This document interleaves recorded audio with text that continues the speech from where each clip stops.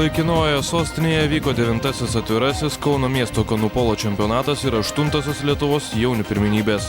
Varžybose dalyvavo sportininkai iš Alytaus, Vilniaus, Trakų ir Kauno, o taip pat ir nacionalinės mūsų šalies komandos. Pasak vieno šių varžybų organizatorių Egidijaus Radavičiaus, čempionatas puikiai proga išbandyti savo jėgas prieš tarptautinius iššūkius. Lietuvos rinktinė U21, kuri ruošiasi čempionatui, Europos šių metų čempionatui. SRC rinktiniai dalyvauja Lietuvos rinktinė U21 dalyvauja sportininkai pagrindė iš dviejų, trijų klubų, tai būtų kauniečiai, 3 sportininkai, Alytaus 3 sportininkai, Trakų porą sportininkų. Daugeliu neįprasta sporto šaka, kurioje derinami irklavimo, vandensvidžio, krepšinio ir rankinio elementai, nėra tokia svetima ir nepažįstama mūsų šalyje.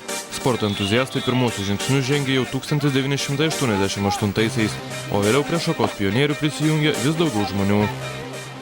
Nuo 2004 metų vyksta Lietuvos čempionatai, taip kad mes po truputį kylam. Prasidėjo nuo Pabaltijo, reiškia Latvija, Lietuva.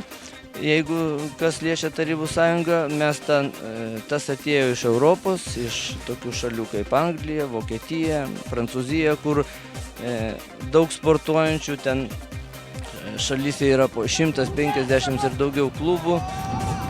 Rugsėjo mėnesį savo jėgas Lietuvos rinktinės nariai išbandys ir Europos čempionate. Marius Zaremba, Linas Citaras, Sport 1 žinios + Kaunas.